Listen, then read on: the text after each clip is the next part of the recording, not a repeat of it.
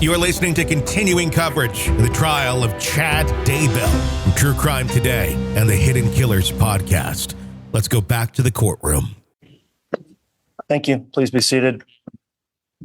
Let's have our jurors brought in, please. Thank you.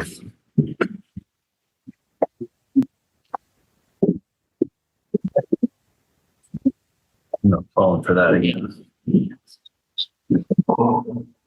All right, please.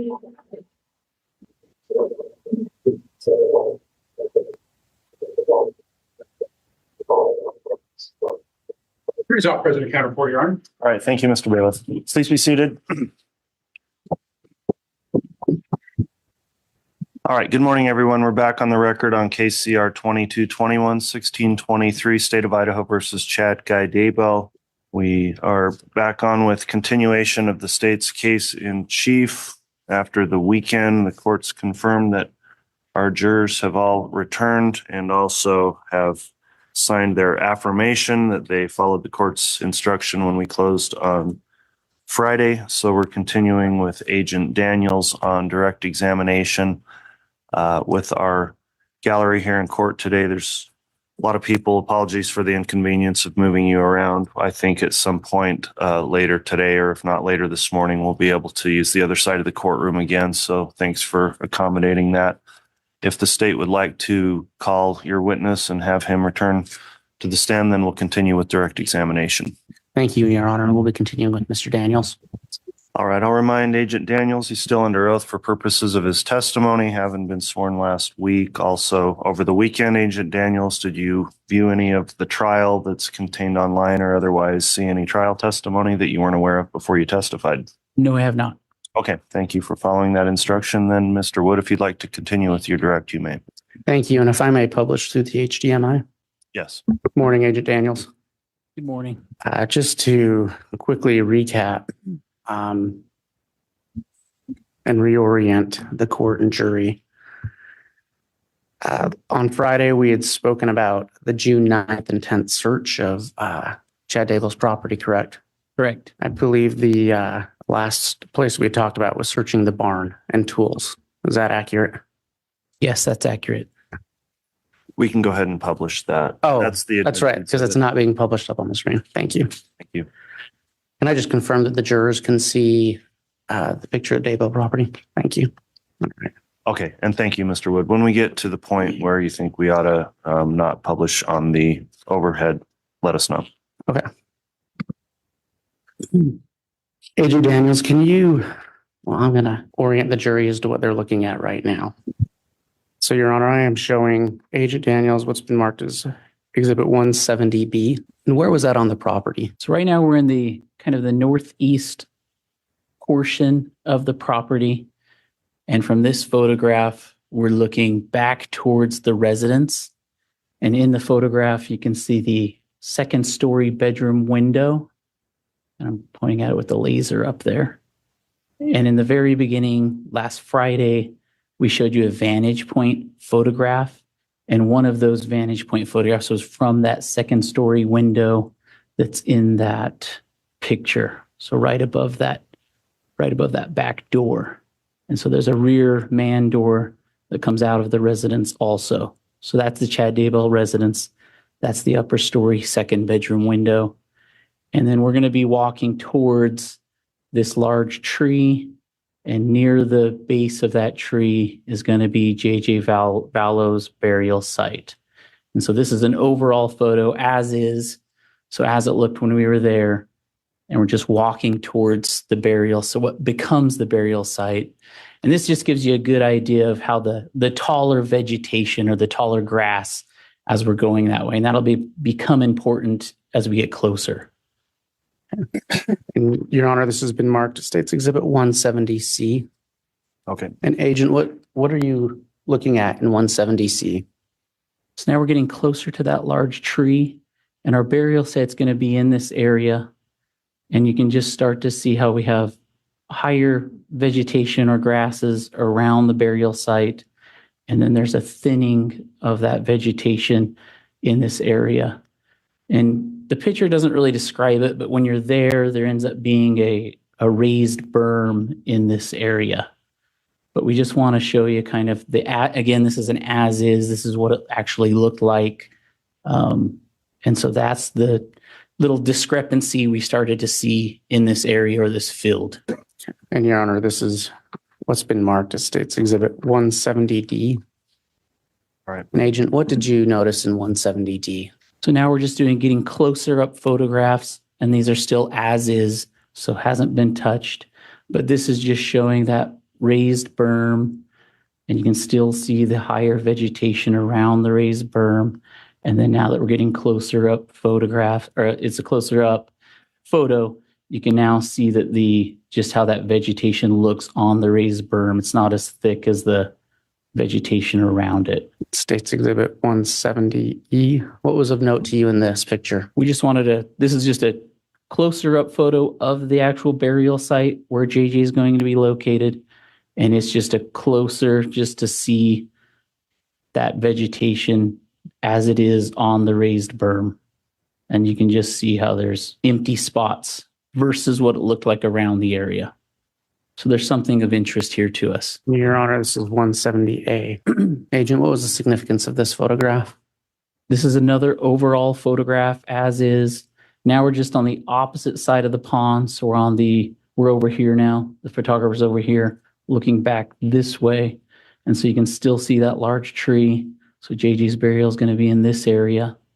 And in this photograph, you can kind of see one of our Faro scanner operators here taking some of the initial Faro scans of the area. We have a total station operator over here doing some total station measurements. And then just to give a relation, there's the fire pit areas over here. And then Tylee Ryan's burial is going to be in this general area. And so JJ's burial is going to be in this vicinity. And that's all that picture's showing. Your Honor, State's Exhibit 170F. All right. And Agent, what is the jury seeing here? And we talked about it last Friday with Tylee's burial site. But once we've kind of found an area we think there could be a burial, now our process is we're just going to go layer by layer down. And so now that we've located an area of interest because of that raised berm, we've designated a little perimeter here. And now our job is just to go layer by layer and excavate this site. And if there's anything of interest, anything of value, we'll stop and take photographs, scans, and then kind of continue down to see what there is, if anything, at this location. And this picture is just showing how we've now taken off some of that first layer of vegetation, and we've started the process. This is 170G. Agent, what was going on in 170G? So we've removed the vegetation off the top, and what we start to notice are these different stones or cement blocks that start to protrude through the soil. So that starts to draw our attention. And so we stopped and took some photographs of what that's starting to look like. 170H. And so now we've gone another layer down. And so these are what the stones and cement block are looking like. And then I like this photograph because it shows whoever's done this in the ground. Yes. You can continue, Mr. Wood. Thank you. Agent, what did you observe about these stones? So in this photograph, we see the stones now that are laid. And I like this photo just because it's showing how precise these stones are laid across this burial. And then on the left side of your photo, you start to see a wooden plank that's underneath the stones. And we'll get to the wooden planks in another photograph. But on this photograph, you can at least see how they're laid on top of these wooden planks. And then around these rocks, you can start to see the tree roots. This burial was next to this large tree. And you can see how somebody's taken the time to cut through these tree roots to place this burial here in this location. And so, Agent, for clarity, did anyone on the ERT team cut those roots? No, we did not. This is how when they were excavating this site, this is how this was found. And Your Honor, State's Exhibit 170I. Detective, what did you observe here? So after the stones were removed, these are two wooden planks that were underneath those stones. And Your Honor, I think at this point, it'd probably be an appropriate time to stop publishing to the public. Okay.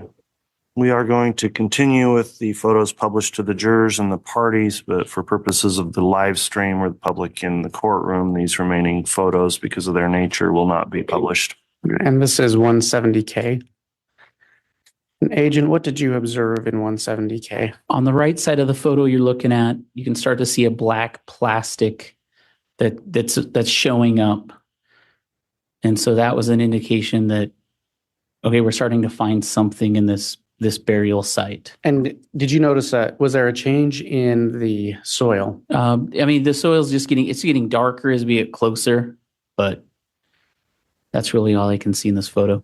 And this is 170L. And so once we started to see that black plastic that you saw in the last photo, at this point is when I got into the burial and I just took my hands and I just scraped around the plastic that we were seeing.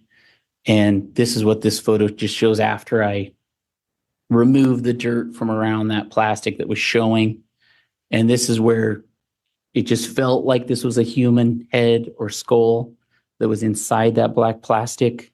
And you could tell that black plastic was just tied up against whatever was inside. And at this point, we figured we had human remains, but we needed to determine that.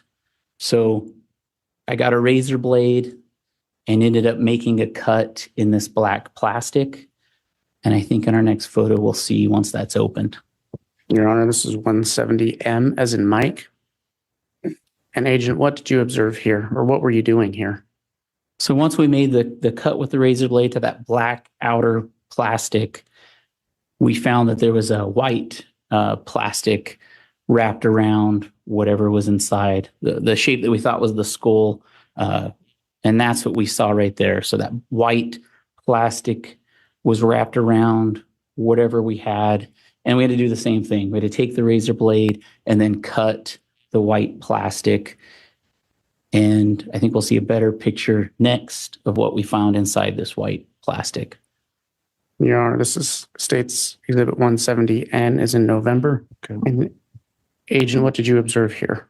So once I made the cut on the white plastic, and again, it was tight against the head that was inside. So we pulled it up. I pulled it up, made the cut, trying to not disturb as much forensic evidence as possible. But as I made that cut, the human hair that you can see on the top of that photo started coming out as I made that cut. And that's the point where we knew these are the human remains, and these remains become J.J. Vallow's remains.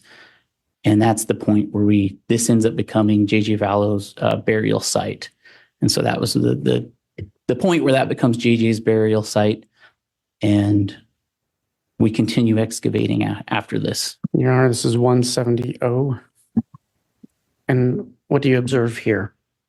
So now we've just continued. Now that we know these are human remains, the team's just continued to excavate. So now you're starting to see that black plastic throughout the burial site. And if you look left on that photo, you can see that we've now uncovered the feet area of the human remains. So we have a pretty good idea that that black plastic is wrapping the entire human remains. And then kind of sporadically throughout that burial, you can see the little glimpses of black plastic. So it's looking like the entire remains are wrapped in that. So that's what this picture's showing a good idea of. An Agent, where you don't have the benefit of the laser pointer, is the mouse or the pointer moving over where you're talking about the feet? Correct. Your Honor, this is 170P. And what did you observe here, Agent? This is just continuing that excavation. And now kind of in the middle of the photo, up towards the head, you can start to see there's a bigger piece of duct tape that starts to appear. And if I had the laser pointer, I could point to it a little bit. But that was just a significant thing that we noticed on that wrapping, is that there's duct tape involved. And then earlier on that, when we showed you a closer up of the head, there was a big piece of duct tape involved. So those were just some significant things that when we see that type of stuff, we like to take photos of that, where they're located. So that's just one of the reasons we would have stopped and taken a photo of those locations when we saw that duct tape here. Your Honor, this is 170Q. What did you observe here? This is just a closer up picture. So now you can better see that piece of duct tape and then just kind of see how that excavation's continuing. 170R. And this is closer to a full excavation of the remains. So now, and you can see more pieces of duct tape have appeared. So now you get a better sense of how JJ's remains were placed in this burial, how they were wrapped, and now it's ready to be removed by the team and provided to the coroner. And just for clarity's sake, this was on June 9th, correct? Correct. 2019? JJ's remains were the first remains we found, and they were the first remains that were fully excavated and provided to the coroner on June 9th. This is 170S. So, And what do you observe here?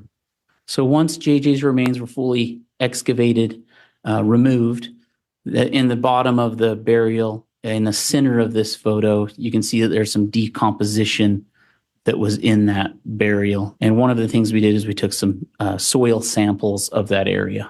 170T. This is just a closer up photograph of that decomposition that was left in the burial. Your Honor, this is 170J. What did you observe here? This is just showing the burial excavated, so the human remains are removed. And then on that tarp are the stones that were placed over JJ, and then the wooden planks that were over JJ. And 170U. What does the jury see in this picture? So this picture just shows that the backhoe, what we did was after we had excavated the burial site, we brought in the backhoe to, at this time we didn't know where Tylee's remains were located.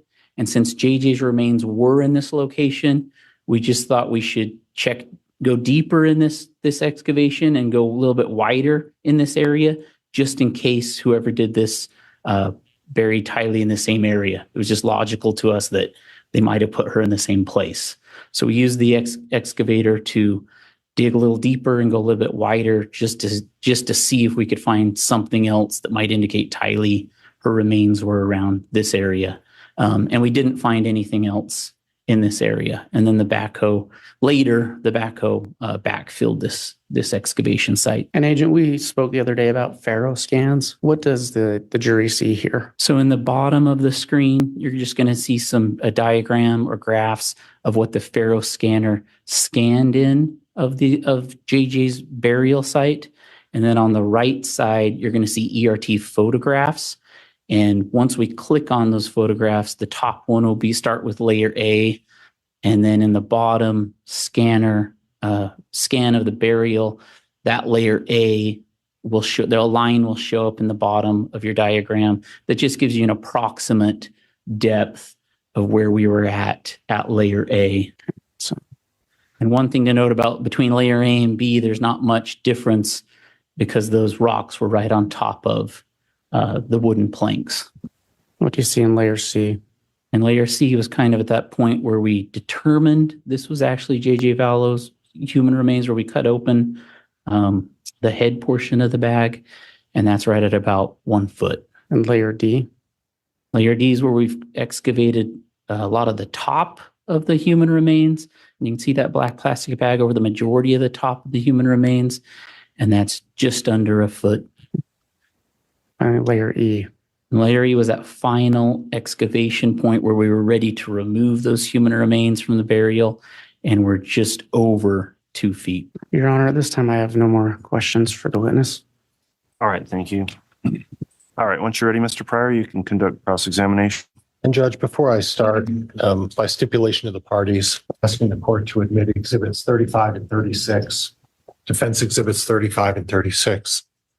Those would represent photographs taken from the garage. All right, has the state been able to review proposed exhibits 35 and 36?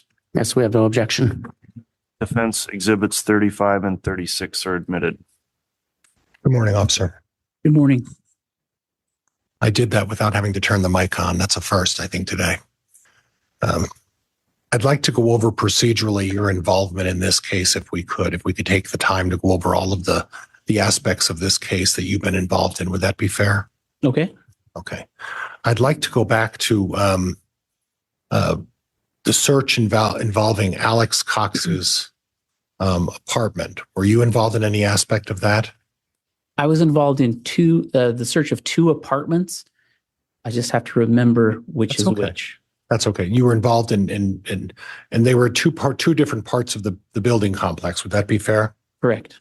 And one of them may have been apartment 107, which would have been Alex Cox's. I can't remember who owned which apartment, but there were two apartments that were fairly close together. And could you explain to me what your involvement was in the search of Alex Cox's apartment? I was an ERT senior team leader in the search of both the apartments, and I just don't remember who owned which apartment. Okay. And part of your the aspect of being involved in that is that you were involved in a cadaver dog search of that complex. Do you recall that? I do. Okay. And was that your cadaver dog or was it another agency's cadaver dog? It was an outside agency's. Okay. Were you the supervisor in charge of that search? I'd have to review my logs for those searches. Okay. I remember speaking to those, the cadaver dogs, people that ran that operation. Okay. So I may have been. Okay. And there was some reference in some of the police reports of the use of luminol. Can you tell me what that is? Luminol is a tool that we'll use to attempt to find blood on a scene. Okay.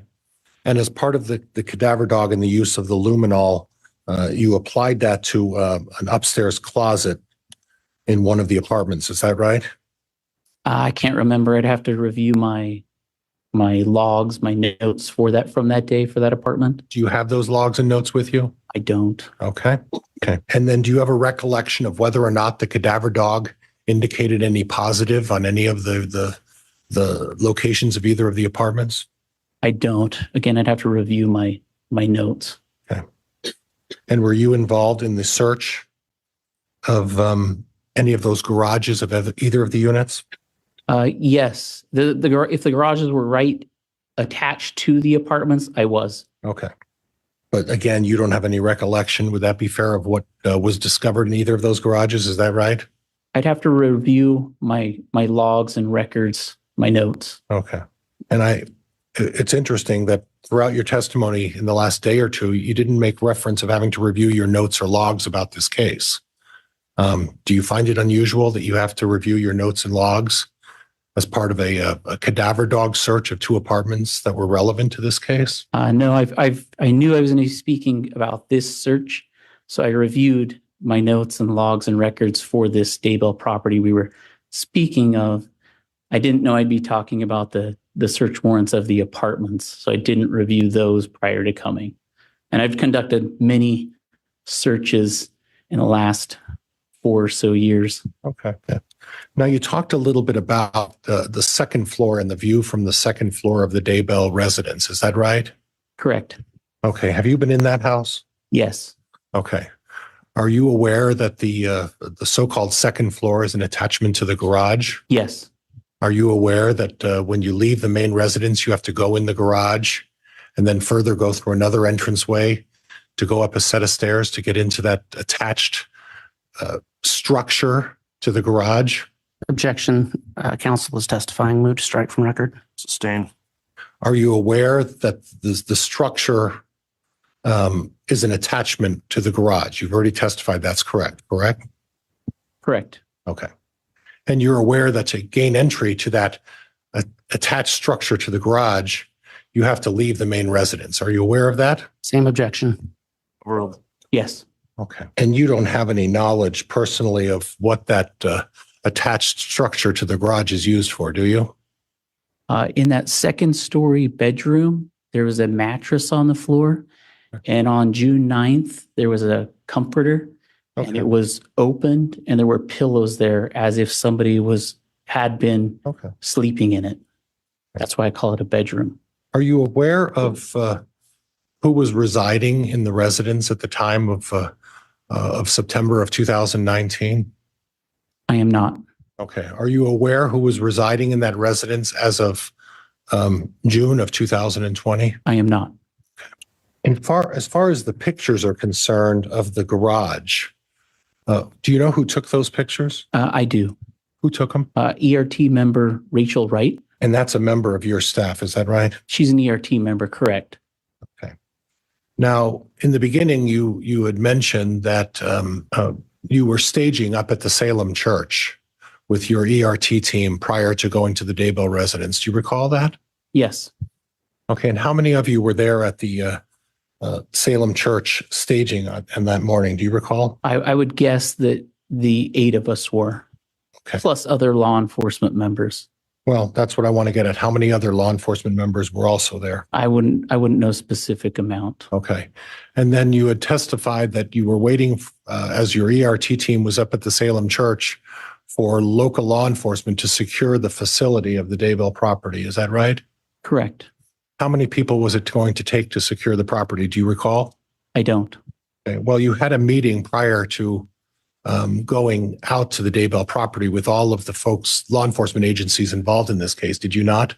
We did. Okay. So how many law enforcement agencies were you dealing with when you had that pre-meeting before going to the property? I don't remember how many were there. Okay. You don't remember how many agencies, or you don't remember how many people? Both. So you don't know whether the Rexburg police was there, correct? I'm sure the Rexburg Police Department was there At the meeting. at the meeting. Yes. Fremont County? Fremont County would have been there. Yes. Anybody with the Attorney General's office? That I wouldn't know. Anybody from the prosecutor's office at that meeting? I believe the prosecutor's office would have had a representative there. Yeah. Do you know which one of these folks was at that meeting, when the staging meeting? Probably Rob Wood would have been there. Okay. Madison County Police Department there at the staging meeting? And I'm talking about the briefing meeting, probably the night before the staging meeting. Not at this church, not at the church parking lot area. Does that make sense? Yes, and that's what Okay. I'm talking about Okay. too, officer. I'm talking about the meeting prior to, and I've said staging, and I apologize Okay. for that. I see where you're trying to correct me. Thank Okay. you. I'm talking about the pre-planning meeting before you approached the Daybell property. Okay. Was Madison County there as well? I can't remember that, but they probably were. Okay. So in essence, your team of 8 plus at the pre-planning meeting, representatives from Fremont County, Madison County, Rexburg Police, anybody else? Other FBI employees. So in essence, do you have a recollection? And I don't want to hold you to this specifically, but do you have a recollection of exactly how many law enforcement personnel were at this pre-planning meeting before approaching the Daybell property? I don't. Okay. Was it more than 10? Yes. Okay. More than 20? I can't speculate Okay. on that. You were present there, right? Yes. Were you running the meeting? No, Who was running the meeting? I don't remember. Who's the one who initiated setting up the meeting with all of these folks before you went out to the Daybell property? I don't know. So you just folks all decided to get together the day before? Or was there someone sending out a memo or some sort of note saying, hey, let's get together before we arrive at the Daybell property? Or was it just a spontaneous planning of a meeting? I would guess that one of the case agents put it together, but I can't recall a head who put it all together. Okay. But you're the person in charge of the search and the process of the search on the Daybell property in June 9th of 2020. Were you not? I oversaw the evidence response team, and I oversaw the processing of evidence on the scene at the Daybell residence on June 9th and 10th. So would it be fair to say when you arrived on June 9th on the morning, and my recollection is you arrived there about 7:30, is that right? Yeah, just after, I think, but yes. Okay. When you arrived there, do you have a recollection of how many law enforcement personnel were on site at the Daybell property from all of the agencies? I think our logs show that just over 50 people were there on both days. And that would have been the totality of the entire day. So I don't know how many would have been there at 7:30 in the morning. And I've taken the liberty of reviewing your logs and saying that there were 50 people there. That's what you recollect. Is that right? Just over 50 would be my guess. And you're aware that Mr. Wood was one of those 50 who were there on site at the search of the burial of JJ and Tylee. Is that right? I know I saw him on scene. At the time, I didn't necessarily know who Mr. Wood was. Okay. So when you met him the day before at the meeting, you didn't introduce yourself. Is that right? I don't think so. Okay. So prior to going out on any kind of an investigation of this case, you're telling me that the prosecutor was at the meeting before, the prosecutor was on the site, and you're in charge of the search. You never took the time to introduce yourself to the lead prosecutor in this case. Is that correct? I don't remember doing so, and Okay. I was busy. Okay. So would it be fair to say that there were a number of law enforcement personnel on that property in this rural piece of acreage? Would that be fair? Yes. And would it be fair to say that that would have caused at least some sort of an opportunity for people to look and see what's going on the property, draw attention to the property, didn't it? Having all those people out there? Like what kind of people? Well, you had to have security who prevented people from driving by. You blocked down the roads a little bit, did you not?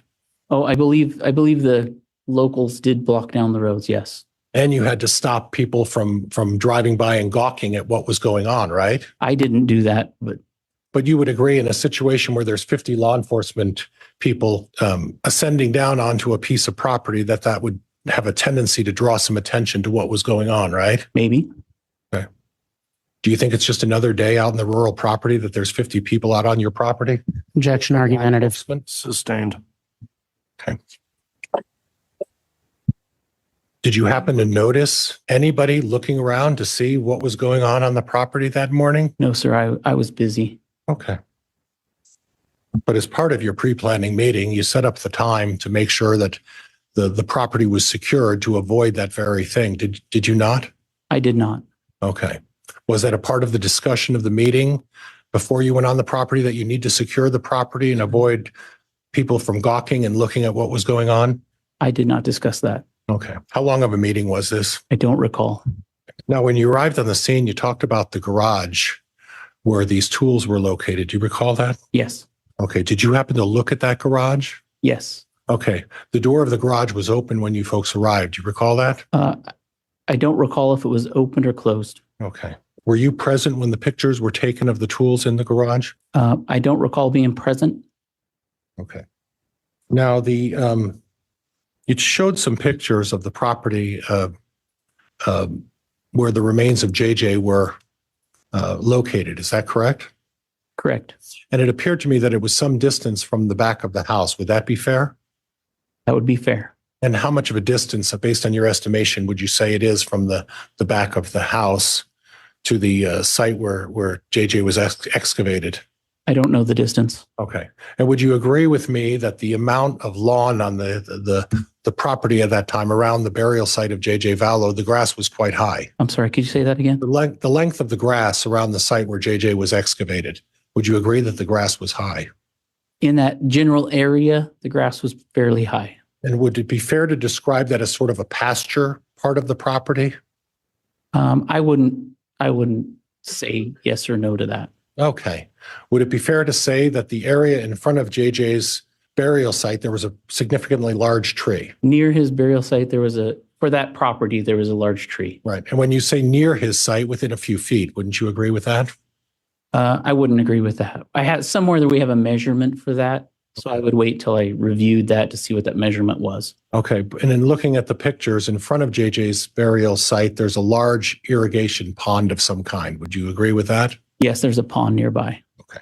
And it didn't look like the lawn or the grass back there had been mowed in some time, right? I don't know what kind of lawn or grass or pasture that was, or if you mow it. So I wouldn't. Well, it was quite high, right? The grass. I just don't know if you mow that grass. I don't know what you do to it. So Did it look like it had been mowed? it did not recently. No. Okay.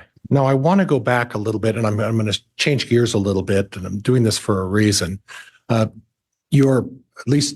theory from the prosecutor is that the bodies were placed in the ground for JJ and Tylee in the month of September of 2019. Is that correct?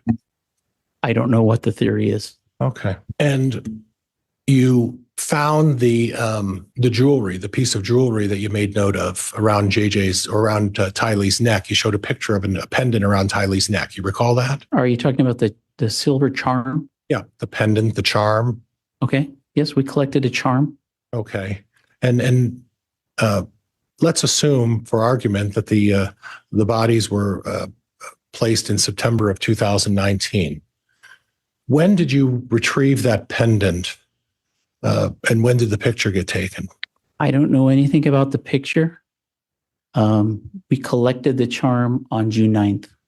So again, for purposes of argument, September to June 9th. 10 months, 9 months later? Is that what? I can just tell you when we collected the charm. Okay. Do you know whether the charm was on the top of the ground? Yeah, the silver charm was observable by eye. It was on top of the ground. It wasn't like anybody was trying to conceal it. All I can tell you is the charm was located on top of the ground. Okay, well, let's put it this way. The charm was in plain view. Would that be fair? We located the charm on top of the ground. Okay. Now, in addition to removing the remains of Tylee from the ground, at that time, you also had access to a backhoe. Is that correct? Correct. And to make sure that you retrieved all of the potential skeletal remains or otherwise, you engaged in lifting the backhoe and removing dirt. Is that correct? Of Tylee's burial site. We utilized the backhoe to help excavate around the area of her burial site before we knew where she was located. Yes. Okay. And then after her remains were removed, did you engage in any more search to determine whether or not you got all of the remains out of the ground? Yes. And you're comfortable or relatively certain that you removed all of the remains possible from the gravesite of Tylee Ryan. Is that right? Yes. Okay. And you're relatively certain that as part of your search and the use of the backhoe, you've got all of the remains of J.J. Vallow out of that site as well? Yes. Okay. Now, at the conclusion of your search on the first day, and approximately what time was that? I would say it was sometime after 5 p.m. on the first day, June 9th. Okay. What plans did you put in place to secure the property overnight? It was the local Rexburg Police Department and Fremont County Sheriff's Office who secured the scene overnight. Okay. And you don't know the number of officers or who was there to secure the scene. Is that right? I don't. It was their plan. Okay. Now, as part of the investigation, and Judge, could I have Exhibit 35 and 36, please? Yeah, we'll have If I could just have a moment, Judge. Judge, if I could just have a moment, please. And Judge, could I retrieve a piece of paper from my desk? May I have permission to go to my desk and get a piece of paper? Yes. Thank you, Your Honor. And Judge, if I could publish. You may. No, sir, I'm showing you a close-up of the tools. Do you recognize that at all? I do. Okay, and those are the tools that were in Mr. Daybell's, we would describe that as a garage. Would that be fair? That would be fair. Okay. And you're looking at the tools, and these are part of the tools that you felt that you would determine whether they had some applicability to the digging of any graves or in any way involved in the processing of the burial sites. Would that be fair? That would be fair. Did you confiscate all of these tools? No, we did not. Did you have an opportunity to look at all of the tools? Yes. Okay, and you examined them personally, is that right? I walked by all of these tools, yes. And you looked for them for potential issues that might be involved in whether they showed any signs of being involved in the site, right? I just walked by all of these tools. And would this picture be a fair representation of what the tools look like on that particular day? This zoomed in picture or? Well, I'll zoom it back out if Okay. you'd like me to. I would call this an as-is photograph Okay. of what the tools look like as you walked into that Okay. main garage door. So this would be what the tools looked like as you walked in, and then you directed, I think you said the name was Rachel Wright, to take pictures of that. Is that correct? This would be this is one of her overall photographs that she would have taken. Okay. And there was nothing that you identified in these tools that would indicate any issues of concern. Would that be fair? No, I wouldn't say that. Okay. I'd like to zoom in on the large black handled tool. Is there anything that you can see on that tool that would cause you of any concern regarding part of the digging site of the Daybell property? I'd have to look at the entire tool. Okay. Well, I wanted you to just look at the black handle. Is there anything on the black handle that indicates to you that there's any issues with that tool? Again, it's kind of the totality of the tool. Okay. And the situation, where it's at, where it's located, Okay. proximity of the fire pit. So there's more than just looking at a little speck on that handle. Okay. And you would agree there's like a little speck on the handle, right? I wouldn't agree with that until I was able to see it in person, not just Okay. from this photograph. Okay. And Judge, I'm going to disconnect for a moment and then reconnect if that's acceptable to the court. Go ahead. Judge, could I have some light on? Yes, I'll request our clerk please accomplish that. Thank you. Now, Officer, you previously testified that that's how you saw the tools when you first, from your recollection of when you first approached the garage. Is that right? When I would have done a walkthrough, correct. And then at some point, the tools were removed at some point during the day, correct? Correct. And they were laid out. Oops, I'm sorry, Judge. They were laid out on the ground for photographic purposes. Is that right? The tools from that side, we laid some of them out Okay. just under the garage door. It was opened just to take an overall photo of some of the tools. Not all of those tools were taken as evidence. That would be right. Okay. And then, Judge, again, I'd like to publish again.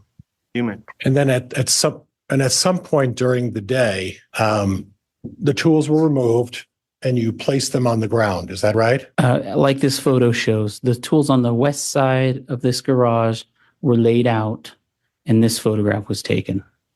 Okay. And you don't know exactly when that took place, right? I don't have a time for you, no. Okay. But sometime on June 9th or 10th, right? Correct. Okay. And were you the one who laid those tools out on the ground? I did not. Okay. So someone from your staff did that. Someone on scene did that. Okay. Yes. Okay. All right. But you would agree with me that the tools in the prior picture were first, and this is a subsequent picture taken by someone who took it somewhat after the tools were removed and put on the ground. Is that right? That the first picture we reviewed was taken prior to this picture. I would Okay. agree All right. with. But then I'm moving in on this picture, and do you see on the handle, the black handle? Yes, I see. Are you talking about the handle of? I was looking at the rake, but you're talking about maybe the handle of Let's the. look at the black handle of the picture that I showed earlier. Now we're going to look at the black handle after it's on the ground. Okay, I see the black That hand. one? Zoom out. I think that's as far as I'm going to go. Zoom out. Okay. Okay, so you're talking about the black handle of the shovel. The shovel. Okay, I see that. Let's try this a little differently. Now that's the same black shovel. What do you see on the handle of that black shovel? It's hard to tell what that is. Okay. It's something, right? I can't tell what that is. Well, I didn't ask you what it is. It's a different look than what was looking up when it was in the garage, right? I can't say that for sure. Okay. But All right. And Judge, again, I'd like to disengage and judge again. If we could on the HDMI, Judge. Okay, you want to publish something? Yes, publish something. What are you else, Judge. I'm publishing? sorry. Mr. Pryor, what is being published? Judge, and again, officer, I'll represent you. This is a close-up of the handle from the very first picture. Do you recognize? so this is the same shovel handle. Yes, Okay. from the first picture. And Judge, when you're ready. Yeah, it can be published. And again, officer, I'm looking for the difference from this first shovel to the one on the ground. Do you see any discernible difference, officer? I don't think I'm seeing what you're trying to get me to see. Okay. Well, I'm not trying to get you to see anything. I just want you to tell me whether or not you see this shovel handle that's up against the garage wall. I can see a black shovel handle. Okay. Fair enough. There's more to come in the trial of Chad Daybell. Press subscribe so you don't miss any of our continuing coverage right here from True Crime Today and the Hidden Killers podcast.